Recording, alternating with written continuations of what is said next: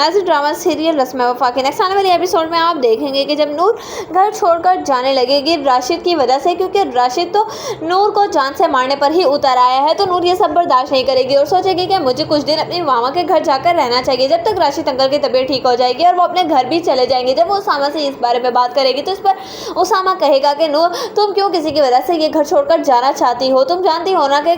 किस तरीके से राशिद अंकल संभले हैं, सिर्फ और सिर्फ मुझे फवाद मानकर। इस पर नूर कहेगी कि मुझे लगता है कि शायद वो कोई ड्रामा रचा रहे हैं, क्योंकि तुम जबकि उनको बार बार पता चल चुका है कि उसामा हो, उसके बावजूद वो तुम्हें फवाद ही माने जा रहे हैं। आखिर वो जिससे इतनी नफरत करते हैं वो नूर तो उनको याद है, लेकिन जिस उसामा से वो इतनी नफरत करते हैं आखिर वो उसको किस तरीके से भूल सकते हैं। मुझे नहीं लगता कि इनकी वाकई ही कोई तबीयत ख़राब है, अगर तो उनकी तबीयत ख़राब होती तो फिर वो यकीनन जाते हैं ना किसी साइकियाट्रिस्ट के पास, लेकिन वो वहाँ पर भी जाना नहीं चाहते। मुझे नहीं लगता कि मुझे इस घर में रहना चाहिए। इस पर कहेगी उसामा की माँ कि मुझे लगता है कि शायद नूर बिल्कुल ठीक कह रही है और नूर बेटा तुम्हें कहीं पर भी जाने की ज़रूरत नहीं है, क्योंकि ज़ारा अपने ससुराल वालों के साथ बहुत जल्द हमारे घर आने वाली है। और अगर तो उसने इस तरीके से राशिद भाई की कंडीशन देख ली उसके ससुराल वालों ने, तो फिर ये ना हो कि राशिद भाई कोई ना कोई नया मसला खड़ा कर दे उनके ससुराल वालों के सामने, और मैं नहीं चाहती कि ज़ारा के लिए कोई और मसला पैदा हो। पहले ही अलिशबा ने बहुत से मसले क्रिएट करके रखे हुए हैं ज़ारा के लिए। उधर आप देखेंगे कि अलिशबा सोचेंगी कि